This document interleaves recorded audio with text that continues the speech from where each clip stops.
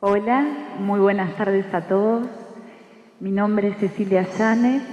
Tengo el honor de hoy estar presentando a Leonardo. En el caso de Leonardo, él quería ser presentado como el abuelo de Tobías, Lucas y Gonzalo, así me lo pidió, pero bueno, es una persona de muchísima trayectoria, es el licenciado Leonardo Sbarsen quien nos acompaña y voy a contarles brevemente un poco acerca de su trayectoria. El licenciado Leonardo Sbarsen se desempeña como consultor en organización, abordando a través de sus trabajos cuestiones relativas a las estrategias y estructuras, los procesos y los sistemas, la gestión del cambio y el manejo de conflicto. Su enfoque conjuga dos perspectivas, una estructural, dada su formación en ingeniería industrial, y otra dinámica, dada su formación en psicología social. Su carrera profesional es muy vasta y ha trabajado en distintos puntos geográficos de América, como por ejemplo Argentina, Bolivia, Brasil, Chile, Colombia, Estados Unidos, Honduras, México, Paraguay. Te faltó un poco el Caribe, me parece, Leonardo. Tenemos solo República Dominicana acá. Cartagena también, bien. Bueno, la próxima incursionamos un poco más por el Caribe, habiendo participado en programas desarrollados por el Banco Mundial y por el Banco Interamericano de Desarrollo. Leonardo es docente en distintas universidades, es profesor en diversas maestrías y especialidades de posgrado en Buenos Aires, Mar del Plata y Rosario, y enseña Organización y Dirección General en la Facultad de Ciencias Económicas de la Universidad de Buenos Aires. Por otro lado, Leonardo ha escrito distintos libros y artículos. Tiene 4 libros escritos, uno se llama Identidad de las Organizaciones, otro Psicología Social de las Organizaciones, Diseño de Organizaciones y la Inteligencia Social en las Organizaciones. Todos ellos han sido publicados por la editorial Paidós. Asimismo es compilador conjuntamente con el licenciado Luis Leopold, a quien es un honor también tenerlo aquí en el marco del Congreso. Él ha venido desde Uruguay. Y bueno, conjuntamente con Luis Leopold, ellos han compilado para el libro cuyo nombre es Trabajo y Subjetividad, ¿sí? Leonardo ha publicado además numerosos artículos en libros y revistas especializadas. Bueno, los dejo con Leonardo.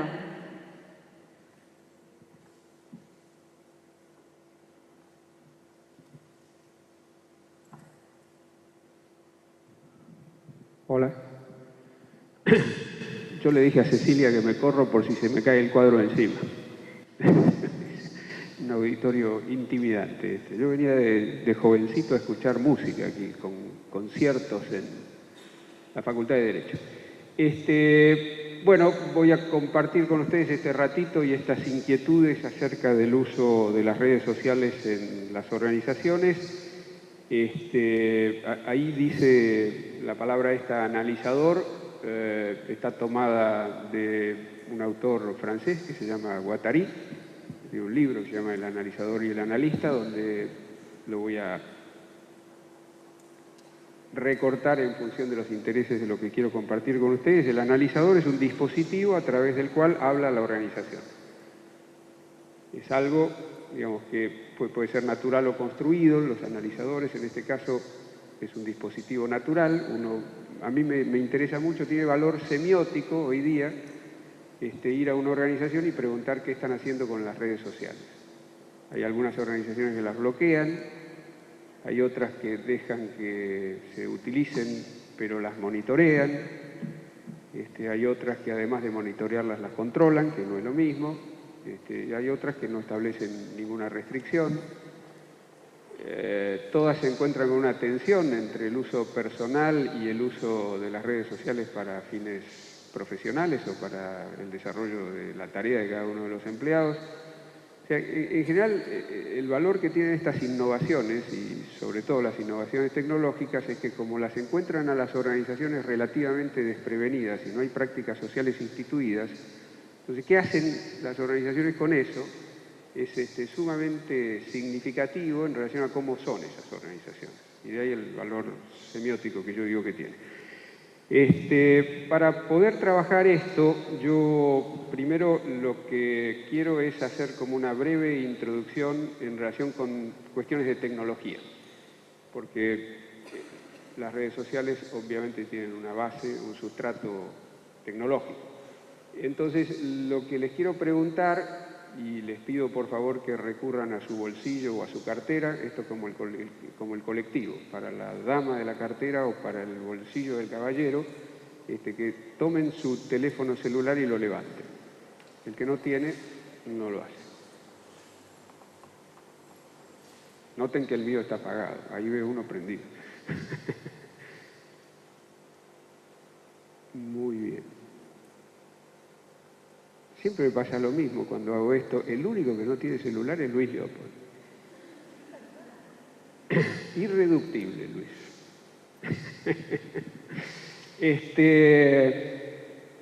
Pasemos.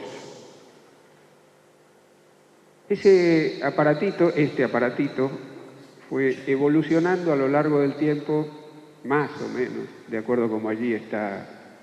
Era en 1956, yo no sabía cuando busqué estas imágenes que en 1956 había, no lo vamos a llamar celular, porque eso es un ladrillo, un teléfono móvil, que fue evolucionando. Ahí tenemos 2002, un hito, aparecen las Blackberries, esas cosas que hacen que la gente pierda el hábito de levantar la vista, como dice Seinfeld, ¿vieron? Porque andan todo el tiempo así. No pueden hacer esto. Ahí está el iPhone.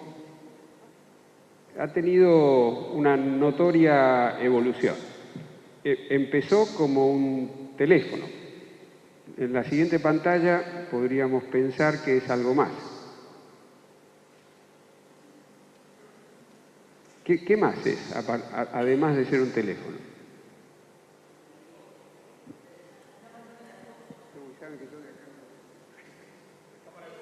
Una cámara de fotos, un despertador, un GPS, peligrosamente GPS, todos saben. Hoy día hay un lío con Google y con Apple, cada 10 minutos, o sea, varias veces por hora, los telefonitos que tienen Android y los iPhones transmiten a Google y a Apple nuestra localización. Y en función de esa localización, Google y Apple sacan algunas informaciones útiles para después sus procesos de comercialización, etcétera, etcétera, etcétera. En el caso más ingenuo de utilización de esa información. Dentro de poco va a ser un monedero, ya de hecho en algunos casos eso, o sea, con esto se pueden pagar servicios, es como una tarjeta de crédito.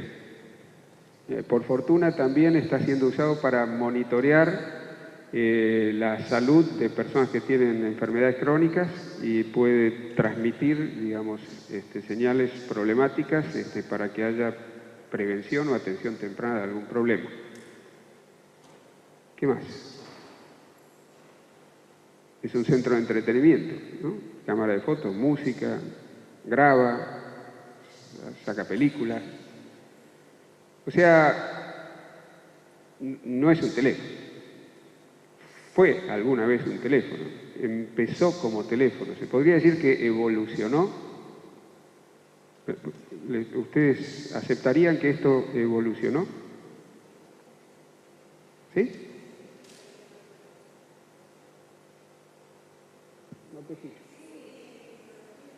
La tecnología. Sí, o sea que yo lamentablemente no te escucho, hay un eco pero sé que me estás queriendo decir algo más, que evolucionó, que la tecnología, evolucionó en tecnología. ¿Y en qué otra cosa sería que podría evolucionar? La pregunta es, ¿evolucionamos nosotros tanto como evolucionó esto? Ahí habría que ver, ¿no? Entonces ahí viene la siguiente pantalla, que muestra, ahí está, dos ciclos evolutivos diferentes y líneas temporales también muy diferentes, porque esa evolución del principio, desde el mono hasta el Homo encorvatus, porque no es el sapiens, sino que es este que está con la vista hacia abajo, son miles, millones de años. Y eso, como acabamos de ver, son 30 años. Además, ¿a dónde van estas evoluciones?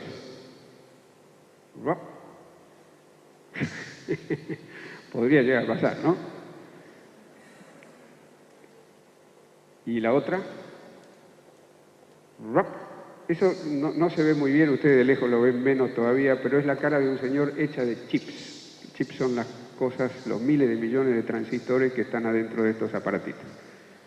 Porque me parece que no falta mucho tiempo, no falta mucho tiempo, no. De hecho ya existe que los chips, las neuronas de estos aparatos no sean implantados. Por ahora se implantan en el cuerpo. Esto saben que, digamos, hay chips que están relacionados con sistemas GPS que se implantan en el cuerpo para prevenir o para tratar de que las consecuencias de los secuestros sean lo menos dramáticas posible. Esto en países donde la inseguridad es un problema serio, en el nuestro también, pero yo no conozco mucha gente implantada aquí, pero en México hay bastante gente implantada. Entonces, digo, no sería extraño, hay autores, hay uno que se llama Ray Kurzweil, escribió un libro hace unos años que se llama La Era de las Máquinas Espirituales, donde dice que el hombre y la tecnología se van a fusionar, que van a ser indistinguibles, lo biológico de lo tecnológico. Y eso, de hecho, está pasando ahora, no es ciencia ficción. Digamos, hay una cantidad de órganos artificiales en este momento que se están desarrollando, que suplen órganos biológicos, así como hay una cantidad de máquinas que están incorporando una cosa que uno podría llamar el pensamiento. Y eso cae bajo bajo el paraguas, uno de los paraguas de la inteligencia artificial. Hace algunos años los hombres le ganaban al ajedrez a las máquinas. Hoy día prácticamente no hay en el mundo una persona que le gane una serie de partidas al ajedrez a una máquina. O sea que la evolución allí también, o sea, están adquiriendo estas máquinas capacidades que exceden lo que habitualmente estábamos acostumbrados a ver en ellas, y al mismo tiempo nosotros tenemos otra cuestión que tiene que ver con la ingeniería genética, y ahora me meto con la biología, ya no solamente con la robótica, la inteligencia artificial, la tecnología informática, sino en la biología también están ocurriendo cosas que tienen que ver con clonaciones, mutaciones genéticas, todo ese tipo de cosas que también hacen hoy día bastante difícil distinguir lo que es una persona de lo que es un engendro que proviene del uso de la tecnología. Así es que en eso estamos en general.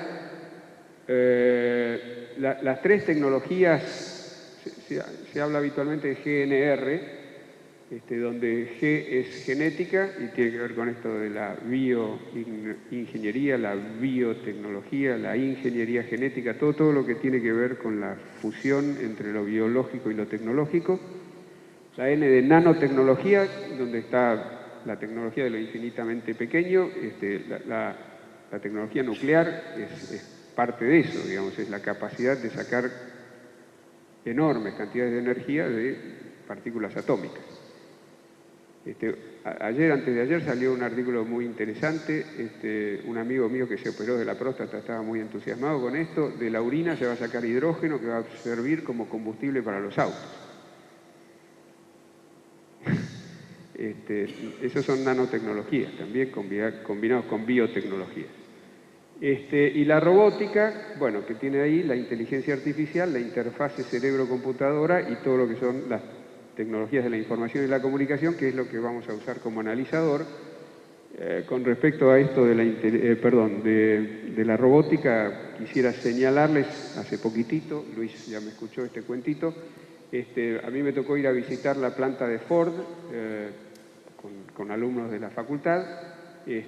Yo en otra vida fui autopartista, o sea que iba a esa planta con mucha frecuencia en la década del 80, tenía 12.500 trabajadores, fabricaba 400 vehículos por día, 400 autos por día.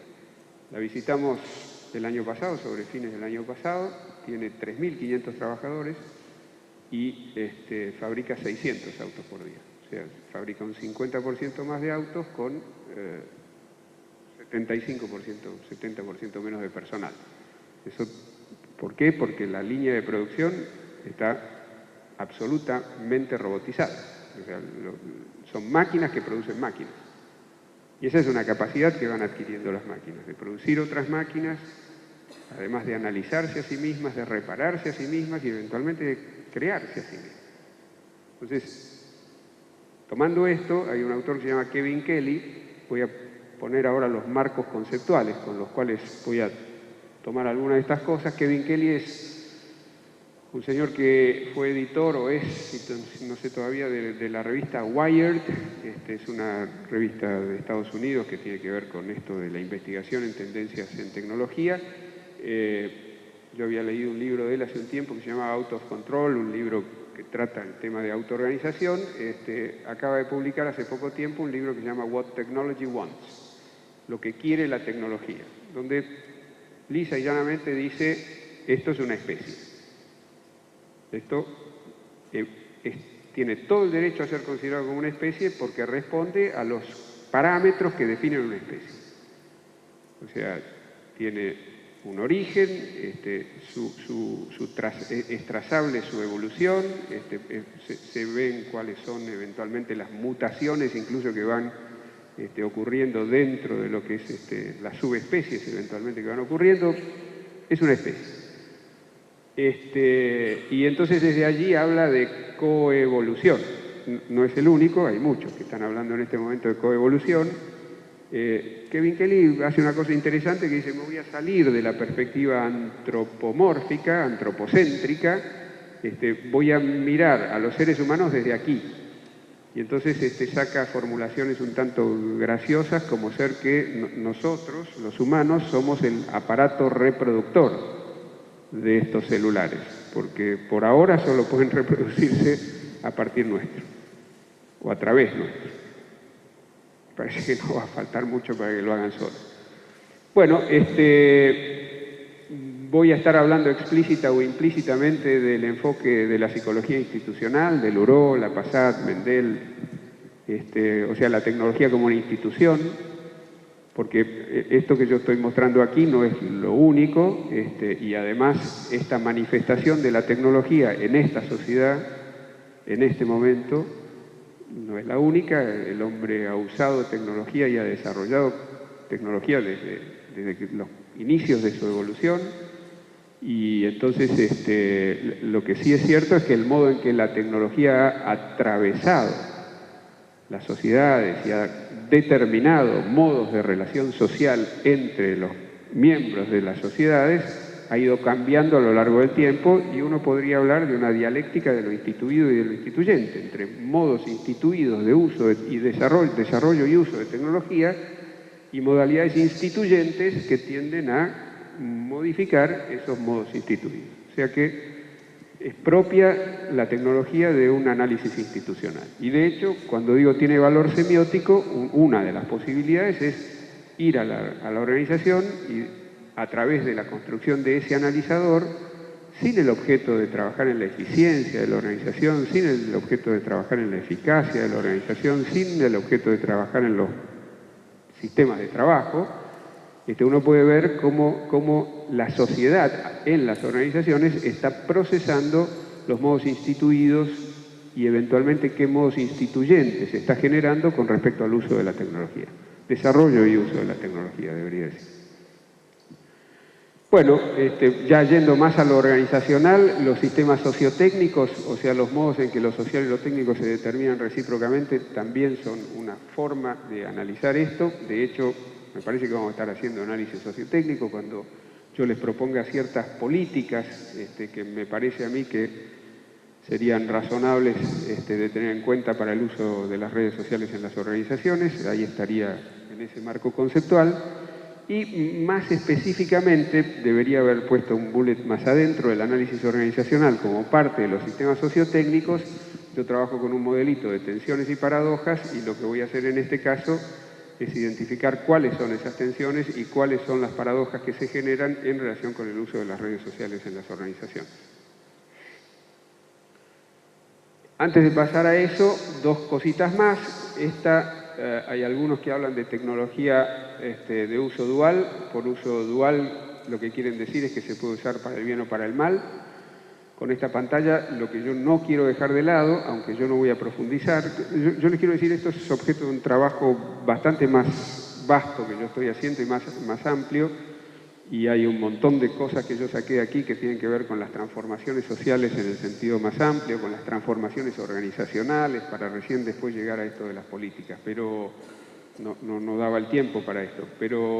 Y también tengo más desarrollo de esto, o sea, no se puede hablar de la tecnología desde mi punto de vista en un marco de neutralidad valorativa o de neutralidad axiológica. Yo creo que el uso de la tecnología tiene que ver con nuestra ética, que los modos instituidos en los cuales la tecnología atraviesa hoy las organizaciones tienen que ver con la moral de una sociedad. Estoy tomando aquí la distinción de Foucault entre moral y ética, entendiendo por moral estos modos instituidos en los cuales se establecen los usos y costumbres en una sociedad en un momento histórico determinado, y por ética la responsabilidad que tenemos nosotros de adscribir o no a esos modos instituidos.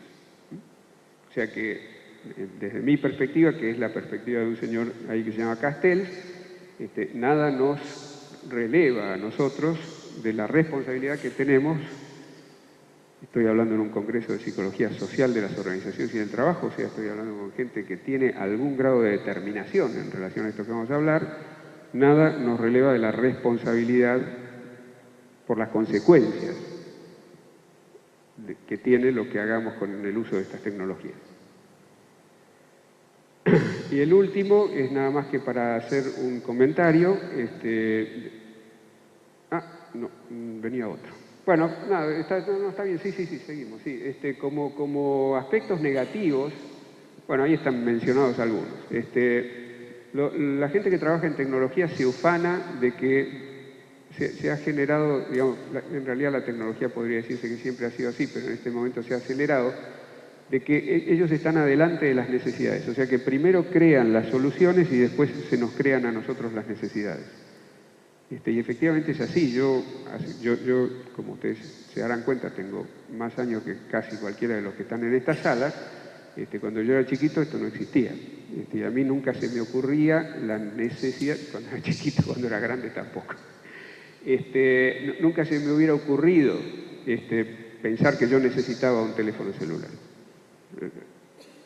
Tuvo que venir el teléfono celular para que yo me diera cuenta de que tenía esa necesidad. No sé si dan cuenta de que ahí hay una paradoja. Luis todavía no se dio cuenta.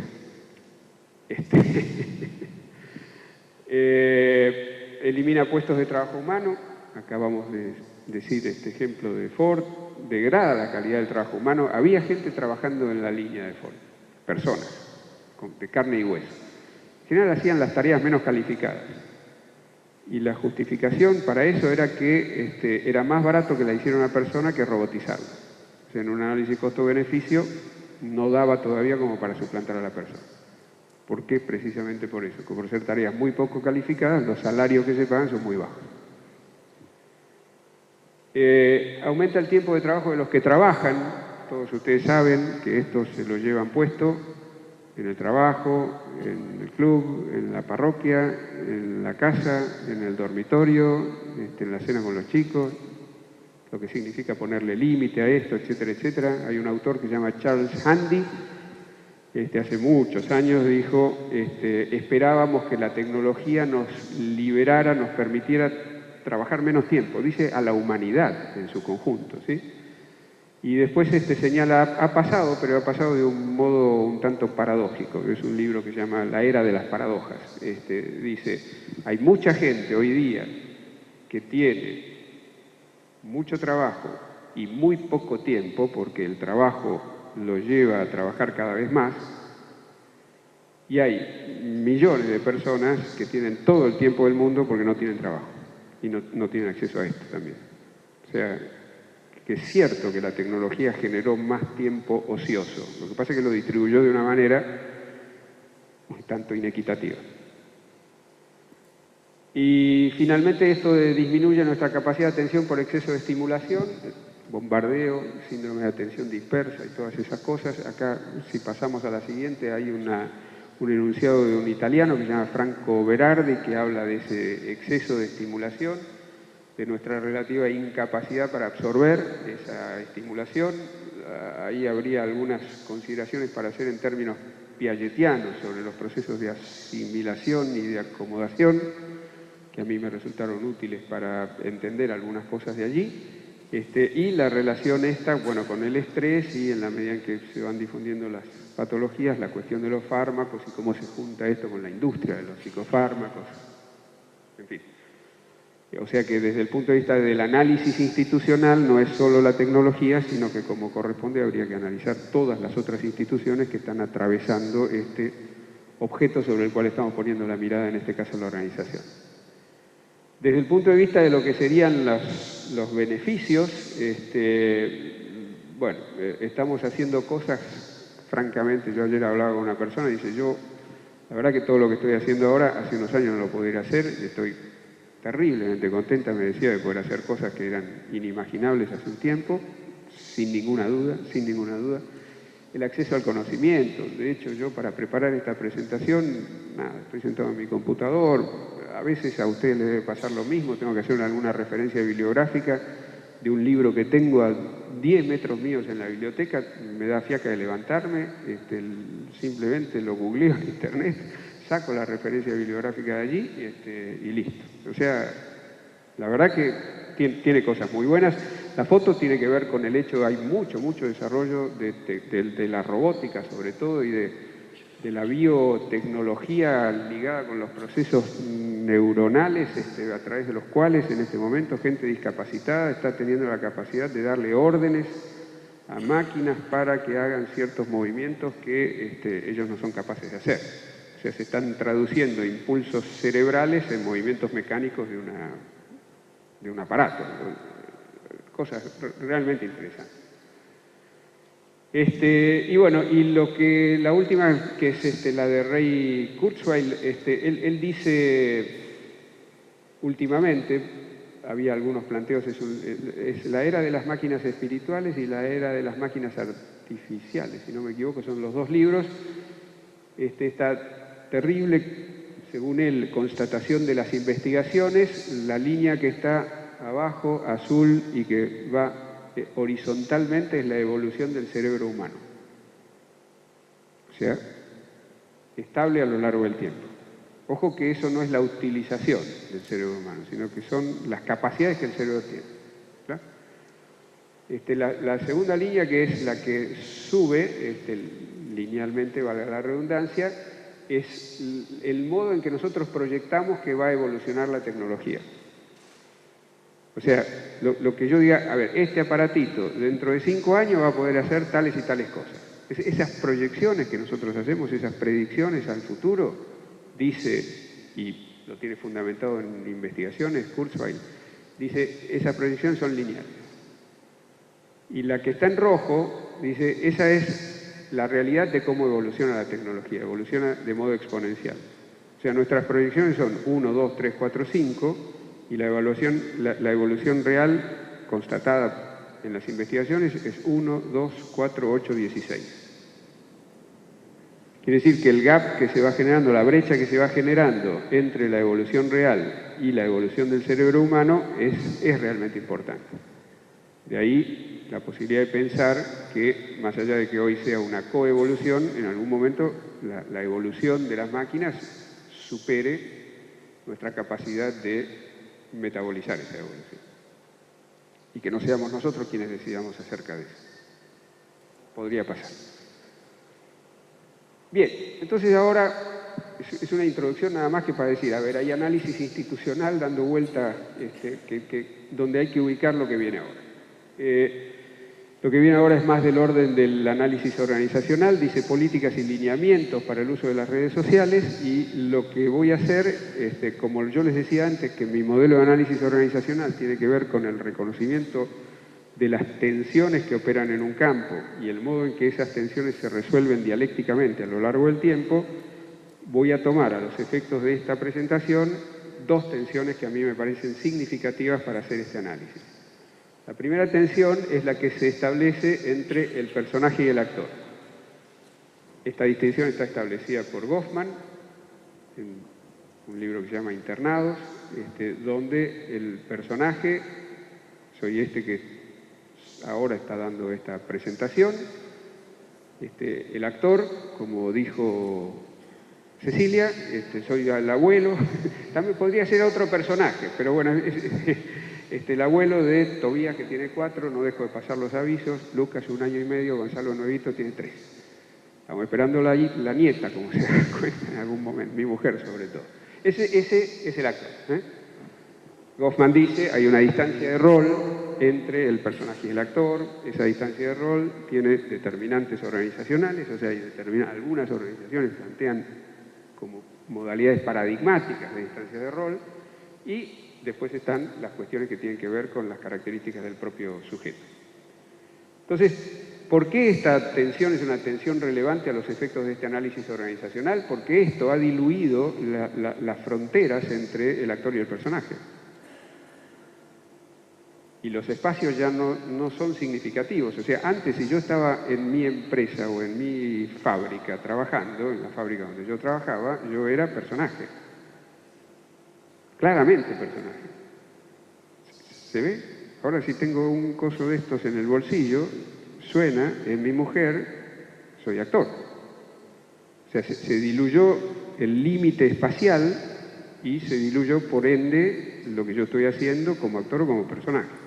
Se tienden como a acercarse y a confundirse el actor y el personaje, lo cual podrían ser buenas noticias. De hecho, a mí me parece que las son.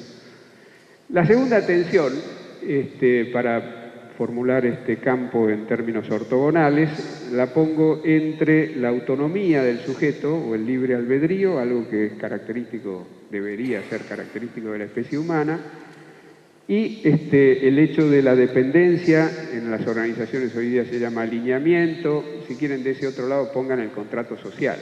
O sea, no es solamente que seamos sujetos autónomos con derecho a nuestro libre albedrío, sino que para vivir en sociedad tenemos que adherir a ciertas restricciones que nos generan dependencias, interdependencias en relación con los otros. Lo que yo hice fue googleé las políticas que las organizaciones están utilizando en relación con el uso de las redes sociales. O sea, organizaciones concretas, en algunos casos me saltaron algunos papers, y empecé a ver qué era, digamos, lo que más había. Y de eso que más había, lo ubiqué en función de estas tensiones. ¿Se entiende? O sea, en qué campo, en qué cuadrante cae. Entonces me salió esta categorización. Allí arriba, recomendaciones que apuntan al personaje y subrayan desde mi punto de vista la dependencia, el alineamiento con prácticas organizacionales, está, no olvides sus tareas del día a día, o sea, el hecho de que atiendas a tu mujer no significa que te olvides que tenés que hacer una tarea y que la tenés que cumplir al fin del día. Respete el código de conducta, no se pueden hacer cosas que no estén permitidas aquí adentro de la empresa o incluso afuera de la empresa. Los códigos de conducta muchas veces exceden el ámbito de la organización. Respete la confidencialidad y los derechos de propiedad de la empresa. Eso tiene que ver con cuestiones de uso de información, en general es uso de información propietaria. Del otro lado, dos que me parecieron muy interesantes. Una de ellas, además, es de una organización con la cual yo estoy trabajando, así que la verdad que me pareció muy buena. La primera, sea auténtico. Ese sea auténtico, yo lo puse del lado del personaje.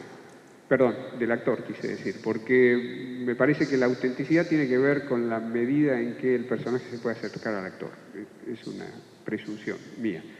Pero la otra, guíese por su sentido común, o sea, es una interesante política donde le está dejando a la persona la responsabilidad por elegir cómo va a utilizar las redes sociales en la organización.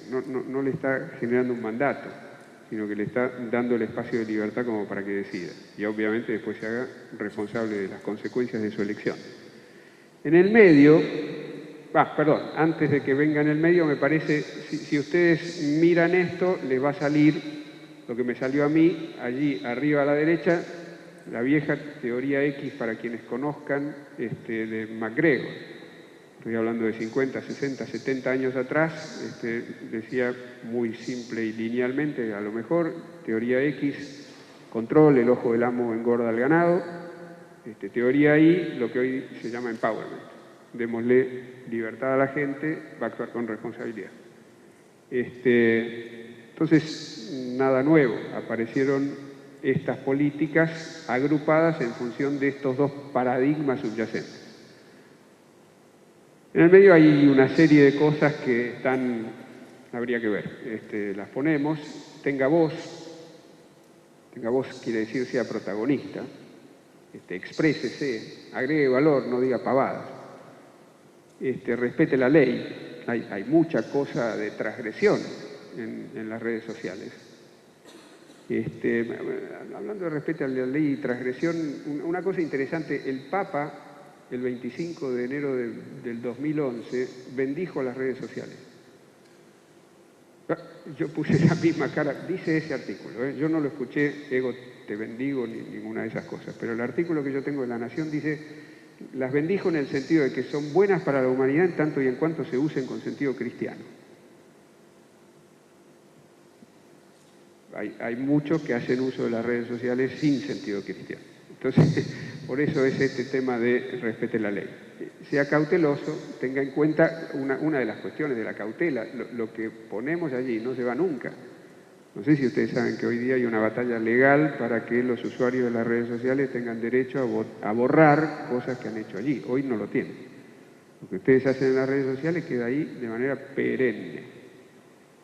Te pasan cosas paradójicas, escuchamos hablar a los muertos, realmente cosas raras pasan en relación a estos espacios virtuales que están generados a partir de estas tecnologías.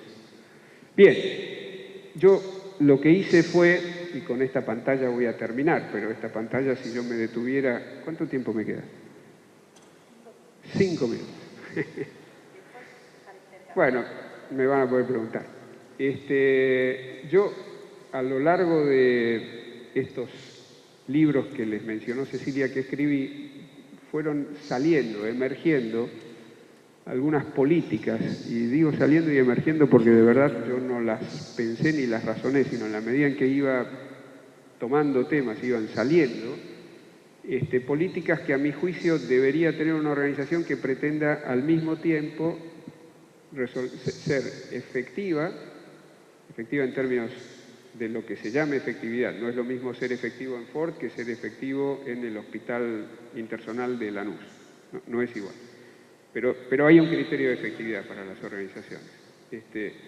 Y, por el otro lado, propender al bienestar de las personas que la componen.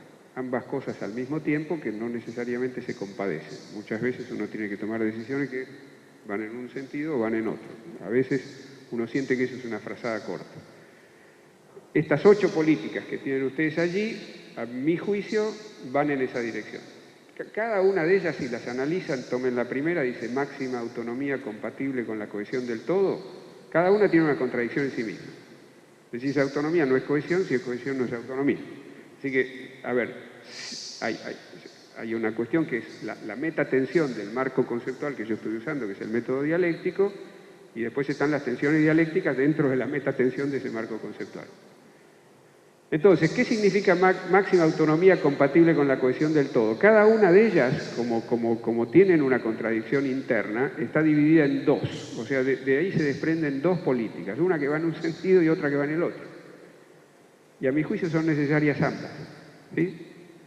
Entonces, de máxima autonomía compatible con la cohesión del todo, dice, la primera es utilización a criterio del empleado.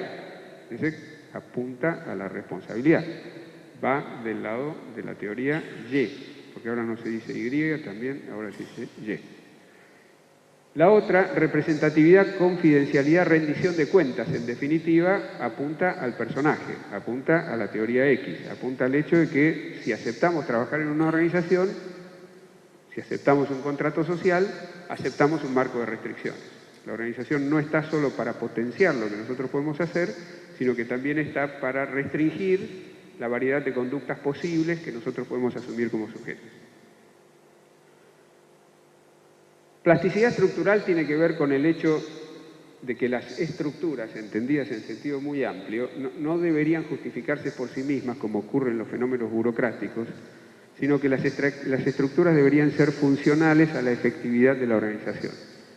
Muchas organizaciones, sobre todo en proceso de institucionalización, pierden esa plasticidad. Entonces, la política de plasticidad estructural no tiene que ver, como ustedes se dan cuenta, solo con la efectividad de la organización, sino que también tiene que ver con la autonomía del sujeto. Cuanto menos plástica es una estructura, menos autonomía tiene el sujeto, ¿no? Van las dos cosas juntas. Entonces, ¿qué va desde el punto de vista de las políticas o los lineamientos? La participación en comunidades. Deben haber escuchado hablar algo de comunidades de práctica, de comunidades de aprendizaje, de comunidades de interés. Hay un autor, si no lo conocen, que se llama Etienne Wenger, fenomenal, un libro que se llama Comunidades de Práctica. Digamos, cómo las estructuras están siendo permeadas, atravesadas, podría ser la palabra también, las estructuras jerárquicas están siendo atravesadas, permeadas por relaciones que no tienen que ver con el comando y control, sino que tienen que ver básicamente con la colaboración. Bendición, desde el punto de vista de las redes sociales, que hoy tenemos modos de colaboración que hace unos años no teníamos. La parte de la teoría X o del alineamiento es que uno debería, dentro de lo que son organizaciones jerárquicas, en la medida de lo posible, evitar que la extensión del concepto de comunidad de práctica atente contra las relaciones jerárquicas que están establecidas en la organización. Tolerancia al error. Ustedes son psicólogos de las organizaciones y del trabajo y saben que se aprende a través del error. O sea que tolerancia al error no quiere decir más que eso, dar oportunidades a la gente de que aprenda en sus lugares de trabajo. Es posible que se equivoque, o sea que, digamos, haciendo contribuciones y aportes dentro de las redes sociales, como pasa con los tipos de Wikipedia, de repente uno se encuentra con alguna barbaridad, no de mala leche, sino lo quiso hacer bien, se equivocó. Es una fuente de aprendizaje. La otra, que vendría, digamos, a remediar que tiene que ver con el alineamiento, si pusiste una barbaridad en Wikipedia, hacete cargo y sacalo. Más de una isotopía. Isotopía es un término de la semiótica que tiene que ver con el establecimiento de un mismo plano de significación para todos los términos de una frase. Yo estoy diciendo la palabra perro, ustedes no pueden saber qué quiere decir perro hasta que yo no diga el perro le ladró a Gonzalo. Entonces ahí hay una isotopía que es la isotopía zoológica, por la cual perro quiere decir en ese caso animalito de cuatro patas y no quiere decir me metieron el perro, me engañaron. ¿Está? Isotopía. Lo que las organizaciones tratan de hacer, y ahí hay una tensión, es establecer, tiene que ver con significaciones compartidas, contextos de significación dentro del cual los acontecimientos sean significados de manera homogénea por los miembros de una organización. Al mismo tiempo, tensiones y paradojas, si yo me impongo absolutamente una sola isotopía, caigo en el totalitarismo, caigo en la unidimensionalidad de las significaciones. Más de una isotopía, entonces, en las organizaciones, yo digo, tiene que haber más de una isotopía, no puede haber un único plano. ¿Qué son isotopías? Hay un plano económico para ver e interpretar los acontecimientos de una organización. Hay un plano estructural, hay un plano ideológico, hay un plano afectivo, hay un plano, muchos planos de significación. Sea usted mismo, es una isotopía que tiene que ver con autenticidad y esto apunta al actor. Y el otro, sea profesional, es otra isotopía que tiene que ver con el personaje. O sea que lo interesante me parece a mí de una política en relación al uso de redes sociales en las organizaciones es que navegue cómodamente en esa tensión dialéctica entre el actor y el personaje, una de las dos tensiones principales que yo había identificado antes. Buenas utopías, ahí van a ver que hay una sola, no hay dos, porque la utopía tiene un solo signo en general. Yo hasta ahora no encontré una utopía que sea de carácter negativo o de carácter dialéctico. Puede ser que a mí no me guste la utopía que establezca alguien, pero eso no significa que la utopía en sí misma tenga una tensión dialéctica. Entonces por eso hay una sola allí y dice, utilice las redes sociales en procura de un mundo mejor. Me apuro porque después ustedes me van a preguntar. Análisis sistemático de las contradicciones, como ustedes ven, todo esto es tensión, contradicción, método dialéctico. Hay una meta política que es, tienen que estar permanentemente analizando cuáles son las tensiones presentes en el devenir de la organización, en la gestión de la organización. Entonces lo que dice allí es reflexión acerca de sus propias contradicciones. Cuando yo me siento en una empresa para utilizar una red social, voy a tener la contradicción entre usarla como actor, usarla como personaje, usarla en términos de mi libre albedrío, usarla en términos de la empresa, me voy a poner en contacto con los clientes, me voy a poner en contacto con mis amigos, quiero decir algo, no sé si lo voy a decir, analice sus propias contradicciones y por el otro lado, consulte a su jefe, esta es una que encontré por ahí, que tiene que ver con el hecho de el alineamiento nuevamente. O sea, frente a estas contradicciones, si no sabe qué hacer, vaya por el lado de la cadena de comando y control. Operación sobre los contextos quiere decir que la organización no se cierre sobre sí misma, sino que hoy día las organizaciones en general tienen más conciencia de estar insertas en un contexto social, institucional, histórico, político, las cuestiones ecológicas, las cuestiones de responsabilidad social, en general van por este lado. Y lo que dice allí es como ciudadano procure un efecto positivo para la sociedad, que se juntaría de alguna manera con esto de las utopías. Y dice, en lo que se refiere al alineamiento y a la empresa, que como empleado habría que procurar un efecto positivo para nuestros grupos de interés. Eso encuadraría dentro de gestión de los grupos de interés y de lo que es responsabilidad social en general y empresarial en particular. Y finalmente, esto sí porque tiene mucho que ver, conciliación entre vida personal y vida laboral.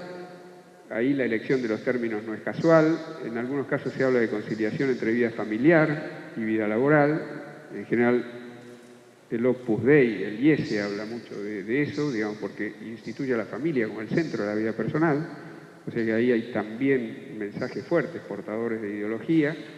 Yo digo vida personal, porque la vida personal es un concepto más amplio y que eventualmente incluye a la vida familiar, y obviamente con la tecnología dónde empieza y dónde termina cada una de estas vidas y cómo somos capaces nosotros de equilibrar y armonizar los intereses en cada una de esas vidas y qué es lo que nos propone la organización en relación a nuestra propia forma de armonización.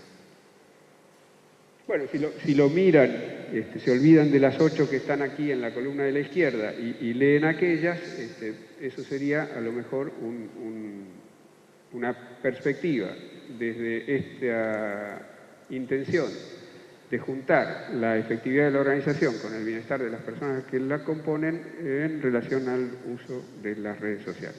Y después, ¿qué haría uno desde un punto de vista semiótico, análisis organizacional? Yo compararía qué es lo que las organizaciones efectivamente están haciendo, teniendo eso a la vista como marco axiológico, porque en definitiva ahí se establece un marco valorativo y de allí sacaría mis conclusiones. Yo tengo para terminar esto, y quedamos con Cecilia, que si ustedes quieren lo hago, 3 preguntas para hacerle a ustedes, más allá de que ustedes me hagan preguntas a mí. Y tenía una pantallita interesante y muy alusiva al respecto, que es que todos contestamos con los celulares. Pero voy a dejar las 3 preguntas en principio en suspenso para que ustedes eventualmente me hagan a mí, o se hagan entre ustedes, o se hagan a ustedes mismos las preguntas que quieren hacerse en relación a esta presentación.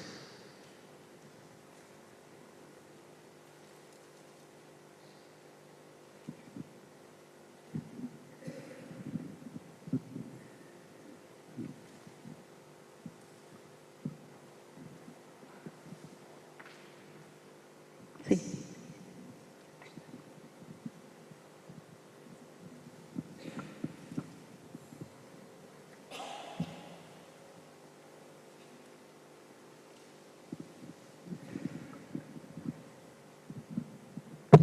Hola, buenas tardes.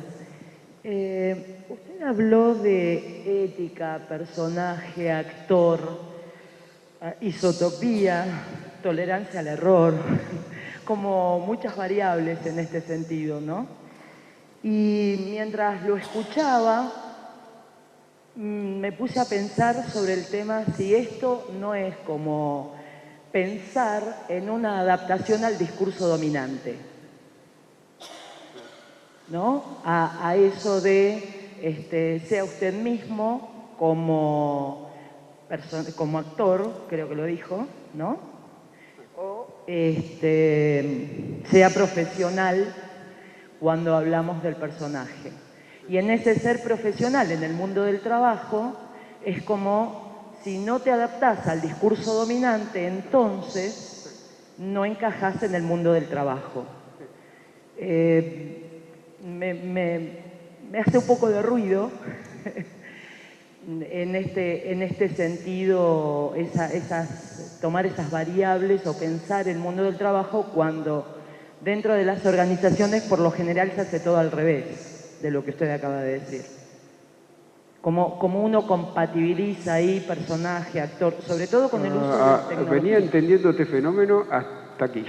Bueno, porque yo puedo coincidir con que esto, mi presentación, es parte del mundo dominante, lo llamaste, es parte de los modos instituidos de relación social en las organizaciones de empleo, básicamente, ¿no? Sí. Porque tendríamos que establecer ahí la distinción entre trabajo y empleo. Entonces yo admito que esta presentación está dentro de los paradigmas instituidos de las organizaciones de empleo. Okay. O sea que es parte del discurso dominante, es parte de los modos instituidos. Yo acá no estoy proponiendo nada que se salga de allí. Por eso decía, es útil establecer la distinción entre asimilación y acomodación.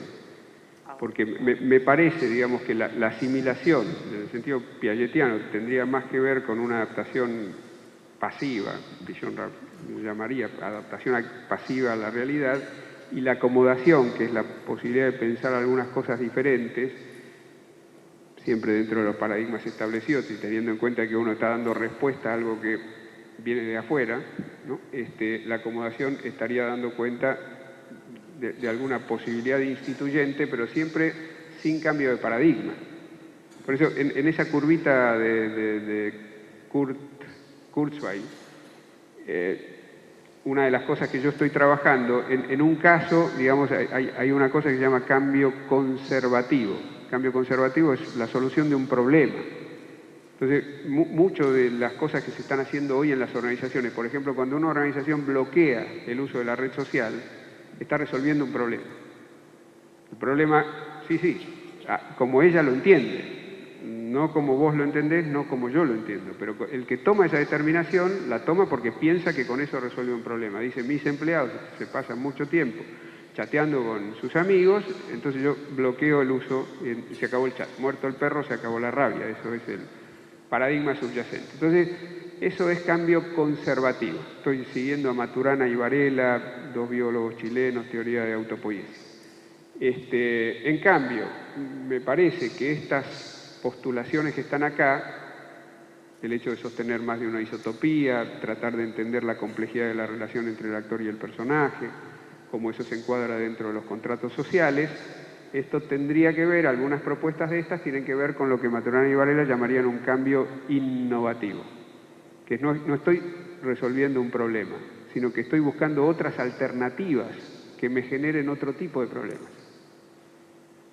Eso, en términos de Bateson, el de abajo es aprendizaje 1, solución de problemas.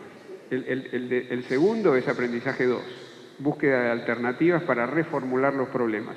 En ningún caso, yo estoy hablando, en esa curva exponencial se correspondería con otra cosa que en Bateson es aprendizaje 3 y que en organización sería cambio destructivo, en biología en realidad cambio destructivo. Ninguno de mis planteos tiene que ver con un cambio destructivo. Y en ese sentido estamos de acuerdo. Dicho esto, ahora yo coincido contigo, es parte del pensamiento dominante, pero después le agregaste, las organizaciones están haciendo todo lo contrario de esto. Entonces, yo primero pensé que me estabas dando un palazo, Pero con la segunda cosa que dijiste me pareció que me estaba diciendo qué bueno que sería.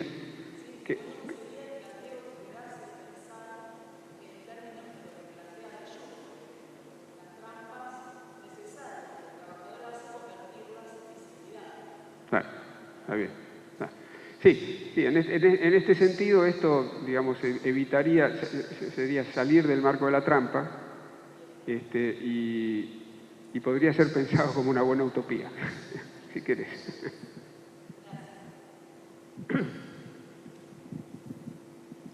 ¿Alguna otra pregunta?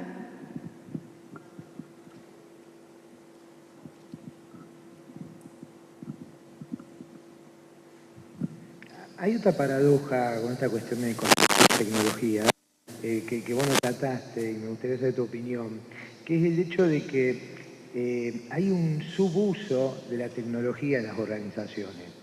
Es decir, se suelen incorporar, ponele, software de gestión que permite una amplia gama de procesamiento de información y complejidad, etcétera, etcétera, pero a su vez hay una subapropiación de esa tecnología y un subuso que, bueno, tiene distintas caras, pero me gustaría conocer tu opinión.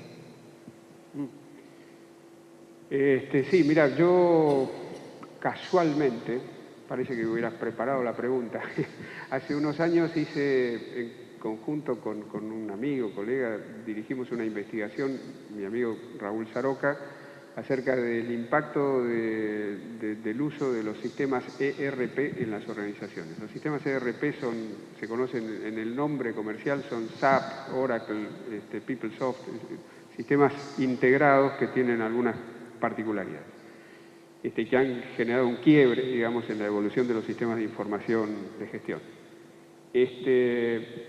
Entre otras cosas, efectivamente, esa investigación muestra esa subutilización notoria, o sea que lo que se usa es una porción significativamente menor de las capacidades del sistema. Y me parece a mí que, en cierto modo, yo no suelo establecer este tipo de analogías, pero creo que es semejante a lo que nos pasa a nosotros cuando usamos un procesador de texto. Estamos usando el 15 o el 20% de las capacidades de ese procesador. Usamos lo que nos es suficiente, vivimos apurados, no tenemos tiempo de aprender que hay otras cosas que nos ayudarían, por ahí esto satisface necesidades que no tenemos, como no sabemos que tenemos las necesidades, no procuramos resolverlas, etcétera, etcétera. Sí, hay un tema de subutilización de las tecnologías sumamente notorio, que yo creo que, desde mi perspectiva, podría tratarse en el análisis organizacional en este marco de tensiones, que es como yo habitualmente lo trabajo. La primera es establecer una distinción entre lo que es recurso y lo que es capacidad. O sea, el hecho de que una organización tenga un sistema informático no significa que tenga la capacidad para utilizarlo. Y lo que importa no es que lo tenga, sino que tenga la capacidad para usarlo. Siempre a este respecto, mi ejemplo es el mismo de siempre. Yo trabajé en una época en proceso de informatización del Poder Judicial, dentro de un contexto más amplio de reforma administrativa del Poder Judicial. Principios de los 90. Si hay una organización refractaria a los cambios tecnológicos, es el Poder Judicial. Por su propia naturaleza, es una organización conservadora. Les mandábamos las computadoras, sobre todo yo trabajaba con cortes de provincias y en pueblitos chiquititos. Y me pasó en un pueblito, Realicó, de la provincia de La Pampa, donde la computadora que habíamos mandado, Aramos dijo el mosquito, donde la computadora que le habían mandado estaba guardada en el baño, en la caja, así como había llegado, ahí.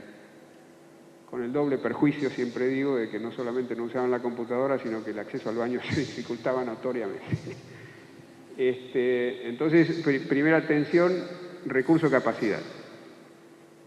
Y segunda, y si querés de alguna manera síntesis dialéctica en la tensión entre recurso y capacidad, Shoemaker tiene un libro de los años 50, mediados del siglo pasado, un cachito antes incluso, se llama Lo pequeño es hermoso.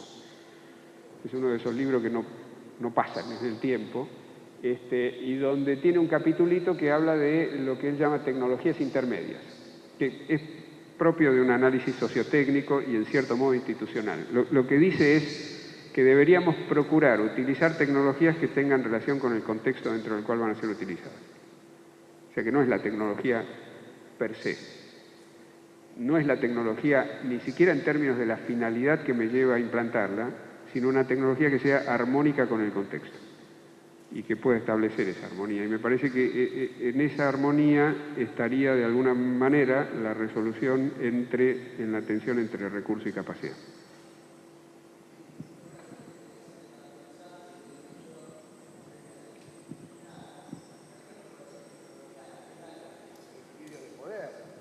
Absolutamente. Y esto obviamente que resiste y... Bueno. Nuevamente, vos me dejás así, picando la pelota. Esa investigación, que dicho sea de paso, si la quieren ver, me parece que todavía cuelga, porque estas cosas no desaparecen nunca, cuelga en algún lugar de la página de la Universidad de San Andrés. Así se llama, Impacto... No. Sí. Decía que desde el punto de vista de análisis institucional se podría también pensar que la incorporación de tecnología al alterar los equilibrios de poder o las racionalidades subyacentes, o bueno, cualquier enfoque, los canales, los porteros... Sí. ¿no? Diría, estableciendo aquí una distinción entre análisis organizacional y análisis institucional, que es posible pensar en el cambio, la alteración de las relaciones de poder en los dos niveles. Hay cambio en las relaciones de poder dentro de la organización. A partir del impacto que producen estas tecnologías, sectores enteros pierden poder y otros los ganan. Ni que hablar de que hay algunos que desaparecen.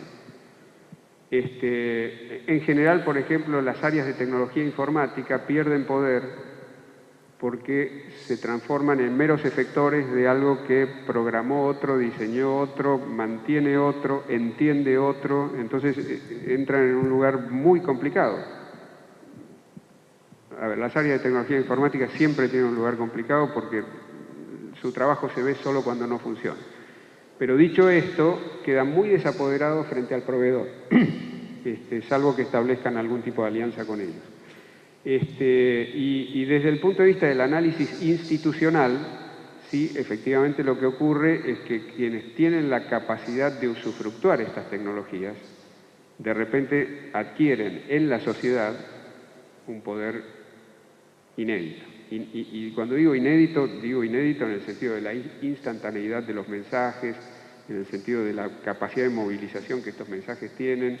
Y si fuera cierto que todo lo que está pasando en el mundo árabe ahora ha sido motorizado, digamos, por el uso de las redes sociales, ese es un ejemplo claro de análisis institucional a nivel de cómo se modifican, digamos, las relaciones de poder en una sociedad a partir del uso de estas tecnologías, sin duda. Bueno, ahora sí no tenemos más tiempo para más preguntas. Agradecerle a Leonardo Sbarstein que nos haya acompañado y su disertación. Un fuerte aplauso para él.